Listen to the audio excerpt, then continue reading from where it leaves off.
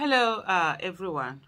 So I read this particular report on parallel facts, and initially I shook my head and I walked. I just read it. No, I just read the headline. I didn't even read the story. But after a few days, I just felt that okay, I need to really talk about this because this is really something that is serious that we are not paying attention to, but if it's not properly managed, if it's not nipped, not even managed is not the word. If it is not nipped in the bud, it can lead to a lot of consequences for us.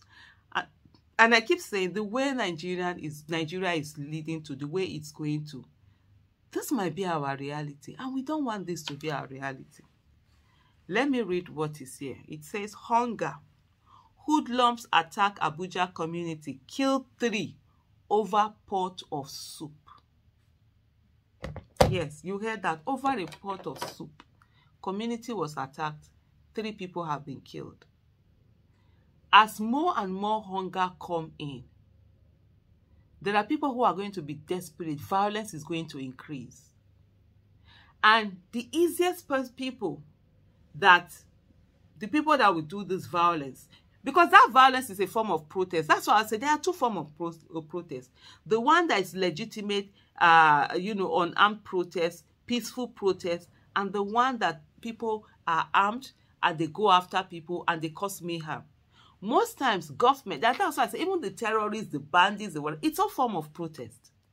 The ones that want to do legal protest are the ones that are always stopped by government. They will send you soldiers to kill them. And I always say something also, that revolution is imminent in Nigeria. We either have a bloodless revolution or a bloody revolution. 2023 election was a bloodless revolution. People wanted to change of the status quo. And they came out legitimately, constitutionally, and they decided they were going to vote the way they were going to vote somebody else other than the 2 main parties. That was a revolution, right? It was not allowed to happen. It was squashed, it was killed. As we go on, that was a bloodless revolution. Bloody revolution is the one that they will come after every one of us. Some people think that they are not victims because they are not in government. Let me tell you something. Those people, in life, there are hierarchy of life. You are above people and people are above you. The people you are above, they see you as a problem, just as you see those people in government as a problem. They see you, some of them, the fact that you are educated, you become a problem.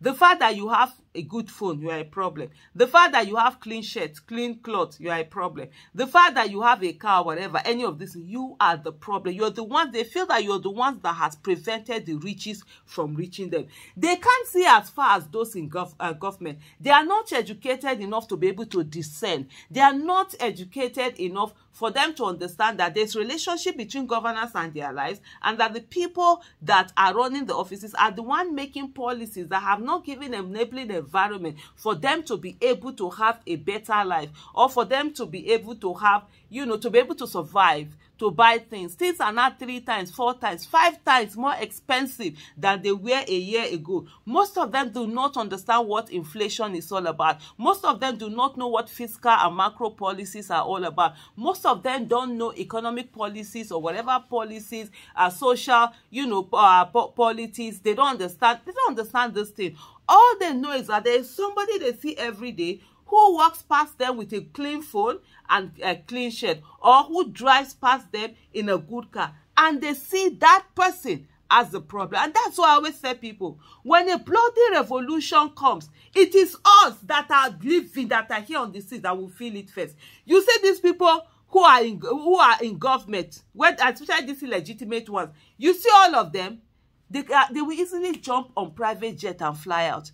A good number of them have second passports. Even if they don't have it to themselves, their wives and children have it. So they will be able to do attaché on that. They have other countries and they have money stashed away. They will just go. That's the biggest irony of it. That is the reality. They will fly away. You and I will be the ones that will be here at the mercy of these people. Of people who are angry, who are aggrieved, who don't know where to actually direct their anger to. They say some hoodlums known locally as Babambola, these people that used to pick refuse that always go around. You see them very early in the morning. If you come out by 5, and most of them are already out with their big heavy bags. Some of them they've been seen, you know, stealing in places. What they do is that they go to refuse, they pick things there that they end up selling. A good number of them, you see, they are young people, young boys, young teenagers.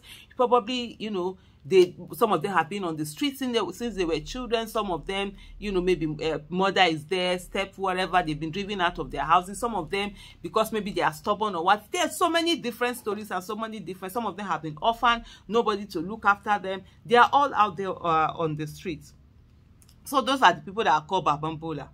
Some hoodlums known locally as Babambola have killed 3 residents in Biazin community located in Kubwa, Buhari area council of Nigeria's capital city, Abuja. Eyewitnesses reported that the victims included 2 women and a young boy.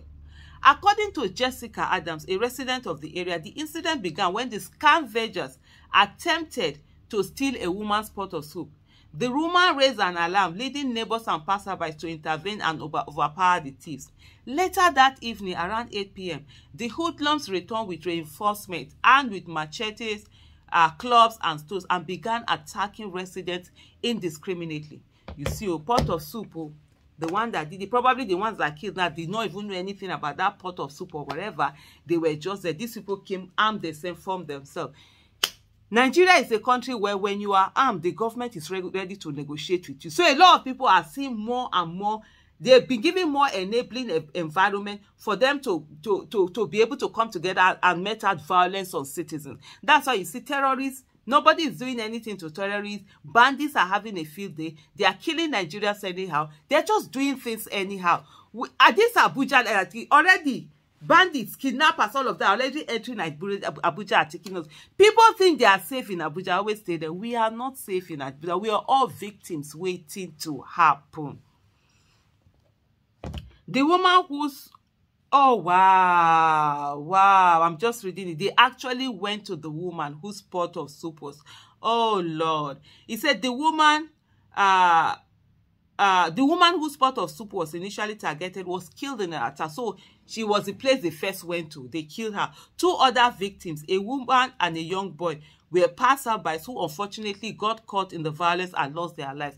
Who knows whether they are mother and son now? You know, families losing this. This is crazy. They killed 2 people yesterday. The community has been in chaos since yesterday. The crisis continued till this morning when they killed somebody again. So far, 3 persons have been killed and many injured. The police intervened and restored normalcy, but no arrests were made. The police have intensified their patrol in the Biazin area of Kubwa to prevent them from regrouping.